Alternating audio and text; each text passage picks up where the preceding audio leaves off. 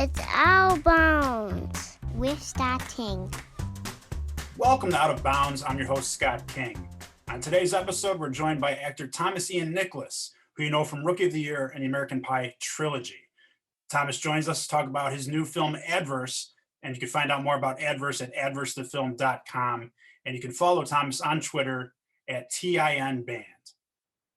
Thomas, thanks so much for joining us here. I know you're a busy guy. Tell us a little bit about Adverse. I know it's in select cities now, and it's going to be on digital soon. You have Mickey Rourke in there. It looks like a really interesting role for him and for yourself. Yeah, I'm pretty proud of this one. We hit select theaters, and it was actually pretty cool because the way the platform release works is it's only 1 week guaranteed, and then the theaters can decide if they want to hold the film for an additional week. So I would say the majority of the theaters held it for a second week, and then we got even some orders for the third week, which is, a pretty good win for us, being, this time period that we're living in right now. And I know that theaters are really only open a few days a week due to, restrictions from COVID and all that. So Adverse is a very serious film for me. A drama. I play a rideshare driver that discovers his sister is in debt to a dangerous crime syndicate, which is, of course, run by Mickey Rourke. And so this role is very, very different for me and the things that I'm known for. Is that just kind of how it is right now? Is that you have a project coming out that you're proud of? And yeah, that's great. That's great news about the extra release. But do you just kind of have to be like, yeah, more people are just going to see it at home right now? That's just how it is for the business, and that's fine. Does that kind of have to be your attitude, or? I mean, the way that I feel about it is that being, in entertainment and, myself, we shot this before, lockdown. So, even though we were dealing with the deliverables and all that stuff with Lionsgate, I really haven't worked. I mean, my son's worked during lockdown, but I haven't worked. So we fought hard in our negotiation to get a theatrical window because we knew that theaters, were suffering. I mean, you keep reading about in the news, like AMC's almost shutting down and going bankrupt. So we really wanted to support, and we were in some of these smaller chains, not the AMC things, because we were only in select theaters. You got to go out to like 3,000 screens to, go work with the big boys, and we've just been doing select theaters. But we wanted to support their businesses. So yeah, more people will see it at home, but we got to send some money to the theater owners before we did that. I think that's a good thing. So I'm in Chicago now, and I'm also a sports writer. So, I have to ask you about Rookie of the Year. I grew up in the 90s, and I think you were 12 when you were making that. Is that right? Yeah, I shot it when I was 12, and it came out when I was 13. I know you had some acting experience before that, but being a kid and being the lead, and it was certainly a big budget kind of picture back then. Was there a ton of pressure on you, and how'd you deal with that? I wouldn't say so much pressure, more excitement. I mean, I remember, and it's so funny because I just did this interview during this entire press tour for Adverse, and this one news station showed a clip of the high 8 footage that my mom filmed of me getting the news on my telephone, like from my agent that I got the part, and me, literally jumping up and down for joy. And I didn't jump up and down for joy because I thought like, oh, this is going to be, a hit film. It was always just a big win to work with a major studio, and also a big win to, get the part. Right. So yeah, I mean, it's, I was excited and just had a blast living in Chicago and working there for 3 months, even though it got really cold. It always does. It tends to here. Finally warming up today. Well, So it wasn't even the coldest, though, because this was only what we shot at September, October, November, and I thought it was pretty cold. And, later in life, when I was touring with my band, I ended up in Chicago in February, and I realized that November has nothing on February. No, it's not. So I know your son is acting now. I believe he's in Adverse.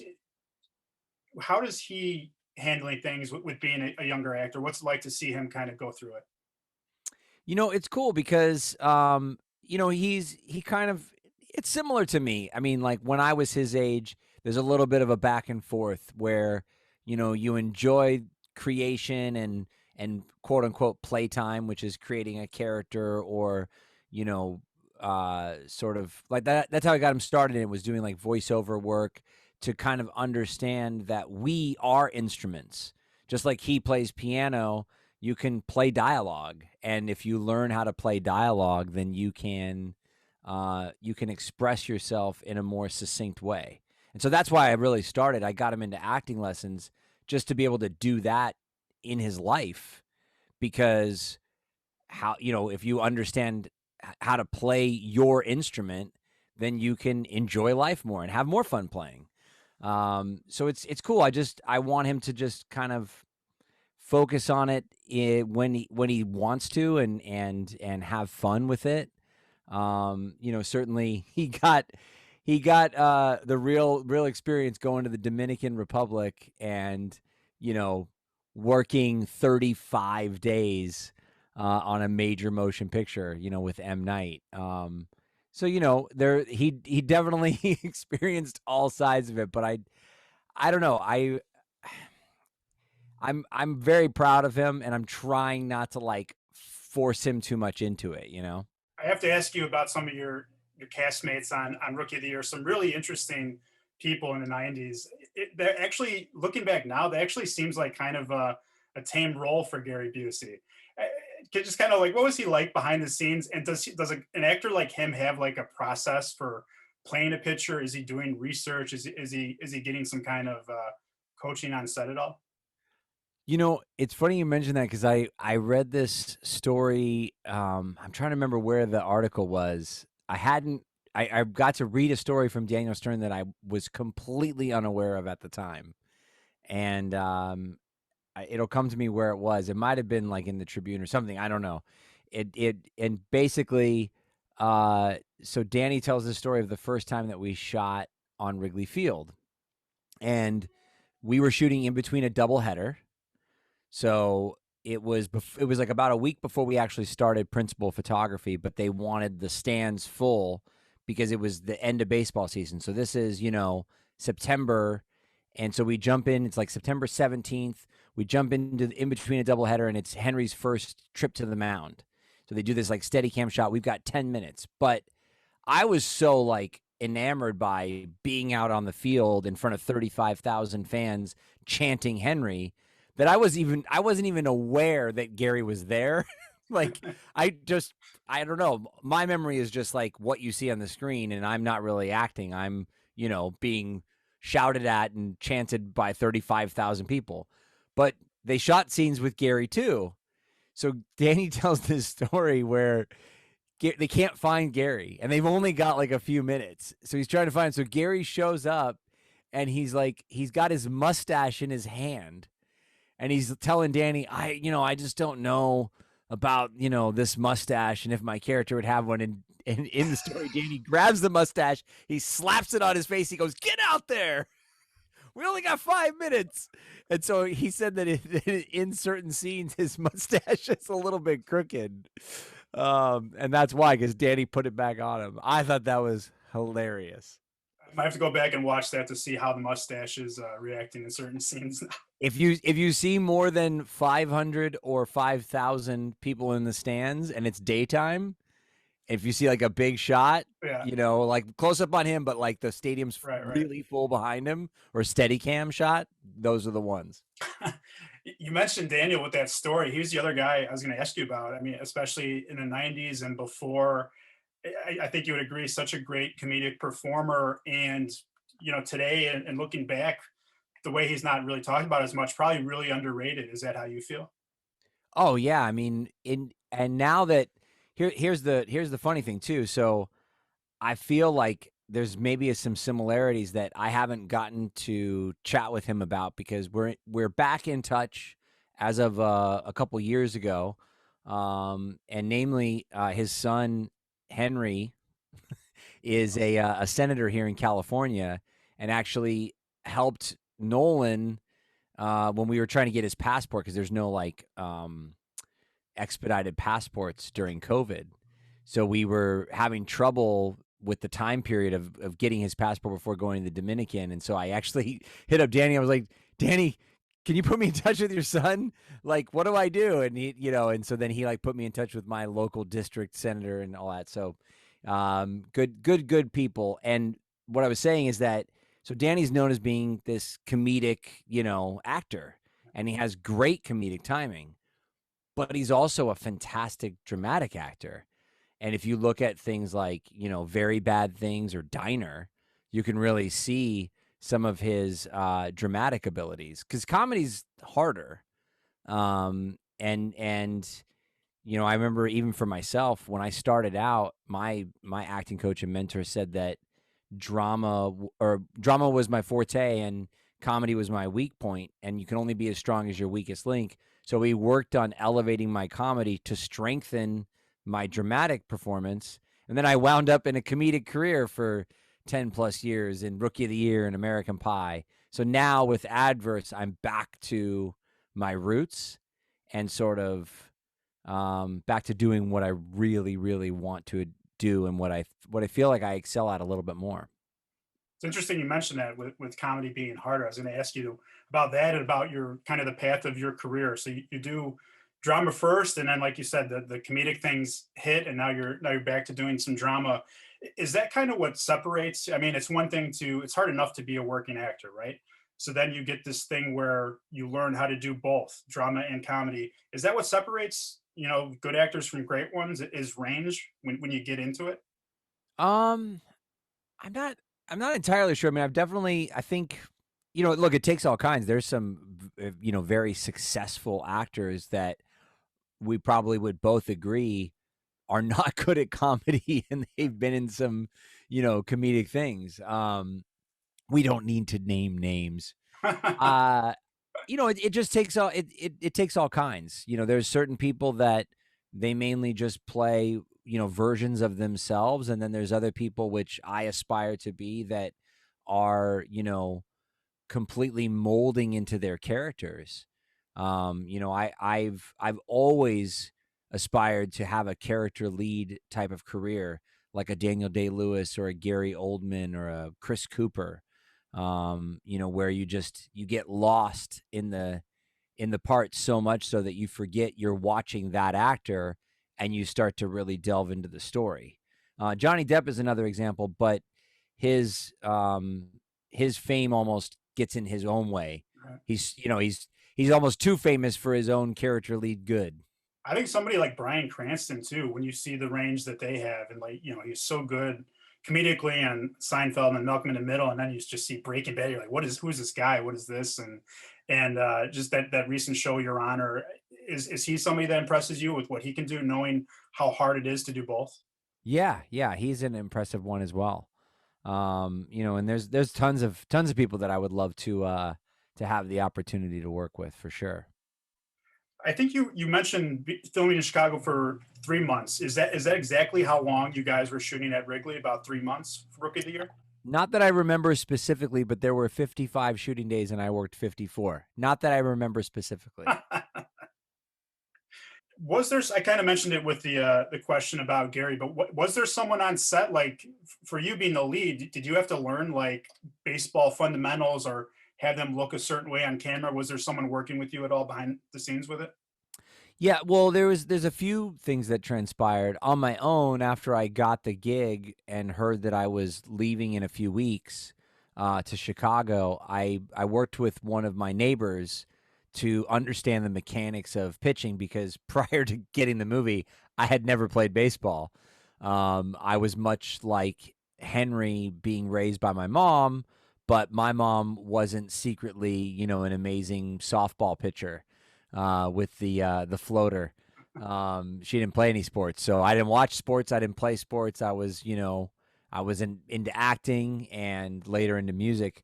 So yeah, so I went out and learned the mechanics of pitching. I worked with him every day at a local community college baseball field, and to the point where, we started out throwing 15 feet and then 30 feet until I could comfortably throw 60 feet 6 inches from the mound to the plate and get it, relatively in the strike zone area.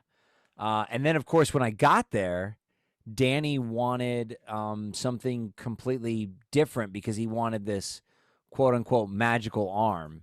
So we developed what the movement would be for the arm, which was unfortunate because if you know anything about the mechanics of pitching, you want to straight arm the ball. You don't want to short arm the ball. Right.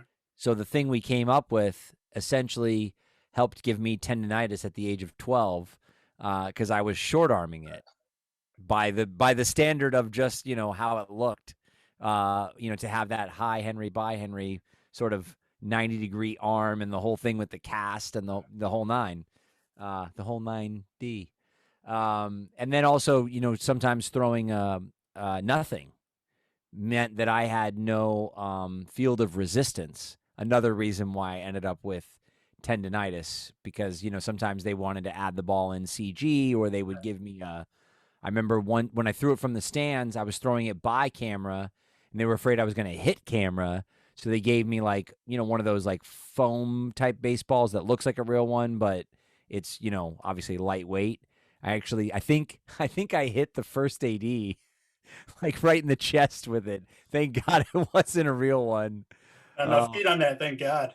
Yeah. How long did the tendonitis bother you after? I mean, as long as I'm not pitching, it doesn't bother me. There you go. So just don't do that. Yeah. I mean, Tiger Balm was my friend at the age of 12. There you go. But so as far as working on set, so a lot of times, so Tim Stoddard was the pitching coach or the sort of consultant for all the baseball stuff and trying to make sure that even though you can't see where my feet are, there's all these questions of was Henry balking during the final game when he's goading the players. And if you could see my feet, you would see that Tim Stoddard instructed me to not be in a balk position. Unfortunately, the camera's up here, like this shot right now, so you can't see that I'm not balking. My last rookie of the year question for you: do you feel or have a connection with the Cubs, maybe even still today, or just after doing that movie and shooting at Wrigley and putting on a uniform? Do you have a connection, and do you follow them and maybe experience some joy when they won the World Series a few years ago? Yeah, yes, and yes. I don't really follow sports, but I've always, since that time, followed the Cubs. In 2008, I threw out the first time that I threw out the first pitch and sang the seventh inning stretch, and that became an annual tradition. Something that Ricketts and his whole team has invited me back every year. So I've done it every year. First pitch, seventh inning stretch. I even did it last year during the pandemic virtually. Not the pitch, but just singing the seventh inning stretch. Remember that? That's awesome. Yeah, so I went out there in 2015 season during the playoffs when they unfortunately lost against the Mets when we thought, Back to the Future and Rookie of the Year had foretold the future. And I went out to Game 4 when they, of course, again lost against the Indians. Sorry. Oh, that's right. No, you're right. Yeah, I'm like, what? Who did they win against? Because I remember they won against the Indians. So I was at Game 4 when they lost, and then obviously they went on to win the series. So I was stoked for them, and again, I've followed the Cubs since I was a Cub. Awesome, love it. I believe you had a card too, right? Well, I created some things for fans to collect. So that's not an official card by any means, but just something that I partnered with Topps to make as a collectible item. And I still have some left. And I actually just created a limited edition for the first time ever. So over the years, I've done, signed items as myself, the actor playing Henry, and I've done Comic-Con events over the last few years. So during the lockdown, I came up with this idea that a friend of mine had pun intended, had pitched me a few years ago about signing something as just Henry. So I have this special limited edition, signed and numbered. Only 93 will ever be made. It is an official 1993 World Series ball, and it's signed by Henry, not by That's me. amazing. So I've got that. I have a secret web store that it's kind of like the secret menu at In-N-Out Burger. You can only get to it if you have the link. If you go to the website, you cannot find the store. It's a secret store, and there you can snag one up, but you have to know the link. Yeah, I knew you were doing the Comic-Con events, and more actors are doing them. It's as big of a fun kind of comic book event it was. Now kind of in every major city. It's a huge entertainment event with these different shows. As an actor and someone who does these and engages fans and interacts with fans, I mean, how hard is it to picture doing that right now? Like, do you have a gauge on when your comfort level might be, like in the future, doing something like that? I've been watching some of my friends that have already kind of delved back into, social distant events. Everyone's masked up and PPE'd out, um, and I've been talking to them like to see how it's going. I've even heard that they got like plexiglass in between them and the fans for a photo op. I'm Right. like, what are you like a boy band? Like leaned up against the plexiglass. I don't Yeah. know. Yeah, I can't really imagine life as we once knew it sort of back to it, but it feels like we're I don't know, maybe on the beginning phase of that, Sure. as now the vaccines are starting to get out a little bit more, and there's hope that we can return to normal, or at least the new normal, right? Right. The new normal. I mean, we've been hearing that for a year, but it's almost here finally. The new normal. Yeah. I wanted to ask you just a couple questions about the American Pie movies. You go to the first one. I mean, as it's about to come out, is there a buildup with like everyone involved in the movie, especially the actors? Because I mean, I remember seeing this in theaters too, and just like talk about pushing the envelope for a comedy back then, and you could say that about each one of those movies. Was there like people are going to love this, or we don't know how it's going to be received? What do you remember that being like?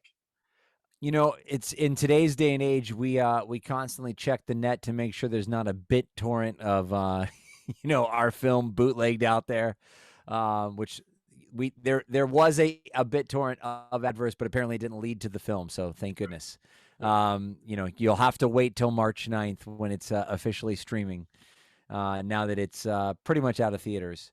Back in the day for American Pie, when BitTorrents didn't exist and we were still on dial-up, Tara actually got a bootleg copy of American Pie on VHS.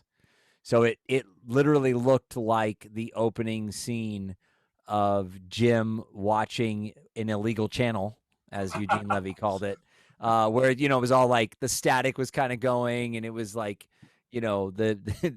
the the lines are going through it. But we all piled into Tara's apartment and watched this. We got a hold of a bootleg copy and watched it a few weeks before it came out, and I think that was sort of the moment that we realized that Paul and Chris Weitz had really done a fantastic job of capturing the film the way that we all imagined it.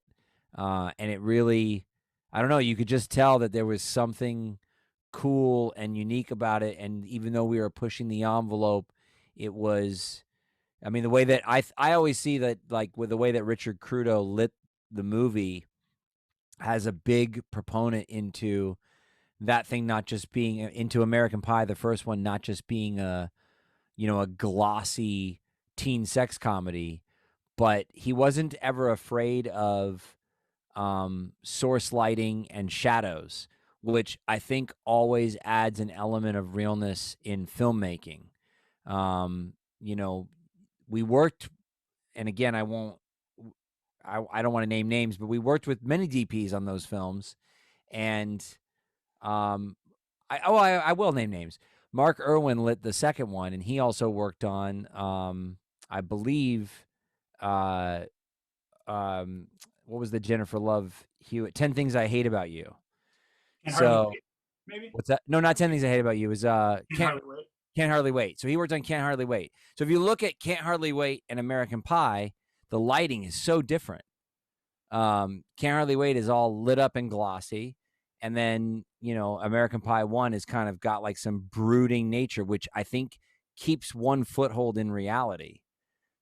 And then American Pie 2 is kind of lit up and glossy. Now, at that point, we'd already established ourselves, so I think we got away with it. But the lighting in American Pie 1, I'm a bigger fan of. So, sorry, Mark, I like Richard Crusoe better. Look, it's really interesting that you just talk about lighting and what an impact that can have on a film. I think you could say the same thing about TV. I once heard Jerry Seinfeld say, like, you could have a good cast and a good script for whatever, but like there's so much that goes into an on-screen product. Like if the sound is a little off, if, like you said, if the lighting stinks, like people could just be turned off to the whole experience. So I guess like people think like, oh, look at this cast or great script, but there's much more to it. There is a lot of moving parts, in making a film. I mean, it's so much easier as a creative to work on music because I'm only working in one, medium. It's just sound, and it's only essentially a short story. It's a 3-minute short story with only sound. Versus on a film, yeah, you've got the visual aspect, which has how you film it. So that means how you light it, then how it's color corrected, how the output's going. So what medium you're watching it on, not to mention how the dialogue is, how the music mix is, how the Foley mix is. There's so many mediums that have to come together as one cohesive thing. And then not to mention the performances, which obviously that exists in music as well, but you can't really auto-tune an acting performance. No way. Last thing I wanted to ask you about is working with Eugene Levy in those movies. I know you had several scenes with him. I mean, can you talk about back then? You were, I guess, at that point, you're not new to comedy anymore, but your career was more based in drama early on. Are you aware of, I guess, his resume at that point as a comedic performer? And did you pick up some things with him as far as performing in comedy? On the first film, I didn't really have any scenes with Eugene, but obviously I was very aware of his, career coming from SCTV, having also worked with John Candy in Rookie of the Year, which, again, I didn't really get to even have scenes with him. So, here's but later when we did like one of the sequels, I had more interaction with Eugene. Always hard to keep a straight face with him and his comedy stylings. But yeah, I feel like I'm always learning from the people that I work with. I mean, I learned a ton from working with Mickey Rourke on Adverse. I walked away and was challenged to be a better performer while making the film. Let me follow up with that by asking you about Mickey. Does he, at this point in his career, do you think he still feels like he has something to prove? Because there was the Oscar nomination a while ago, but maybe he's fallen off people's radars a little bit. Does he still kind of have that itch to be like, I'm Mickey Rourke, let me show you what I can do? I mean, I don't know that he necessarily has an itch to prove himself. I think he is proven. He has a lot of respect from my peers and from the industry in general. There's no question that Mickey Rourke is a force to be reckoned with. And in this film, he definitely didn't phone it in, to the point and to the kudos of Mickey Rourke. He fooled not only my wife, but even I've read some reviews where people are fooled. So the fooling nature of it is his character in Adverse is suffering from some ailments, which is one of the reasons why his character walks with a cane. He walks with a cane and moves so believably in Adverse that you find yourself questioning the reality of, oh, is Mickey Rourke physically okay at his age? Let me be the first to tell you, the dude has a 6-pack. He brought workout gear and like apparatus to set and was working out in between camera setups. The dude is built like a brick, what house.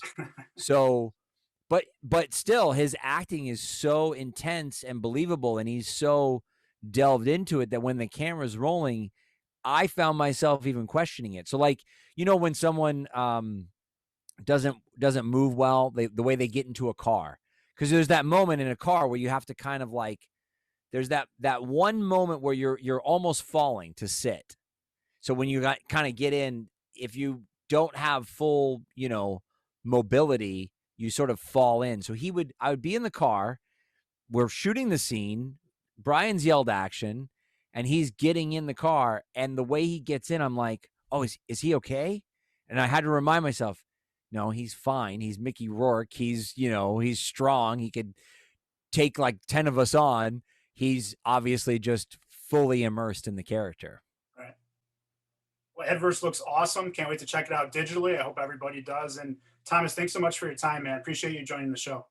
Yeah, glad to be here. I guess I'm very, very proud of Adverse, and the performance that I was able to give. I wanted to quickly share with you, if I might. Oh, please. Just about the process of that. For all intents and purposes, like the number of weeks that Brian A. Metcalf and I worked on developing the character of Ethan. Because it wasn't just an easy kind of like, hey, do this role and be someone else. It was the idea that I've worked with Brian A. Metcalf before, and he wrote the script, and I was drawn to playing this character, but even he wasn't sure that I was going to be able to do it. And so we did work sessions and really kind of developed how Ethan was going to sound and look and move, similar to where I'm talking about like Mickey Rourke being fully immersed in the character, that you lose yourself and start to believe what he's showing you on screen. We worked for like a few weeks on that, and then weeks of rehearsals with Kelly Argent, our other producing partner who plays Ethan's sister, Mia.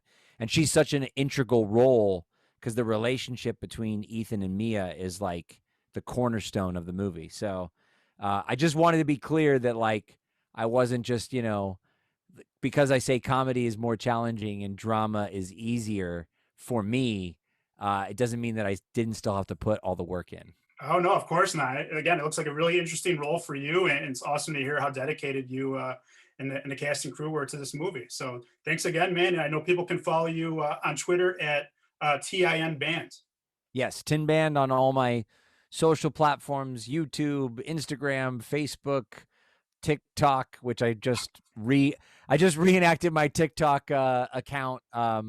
I guess I was, falling privy to oh no, they're going to steal all my information. Yeah. So I was like, delete. And then I've seen so many TikToks on Instagram now. I'm like, okay, it's probably safe. I haven't heard anyone's bank accounts being emptied. I'm good. Safe for now.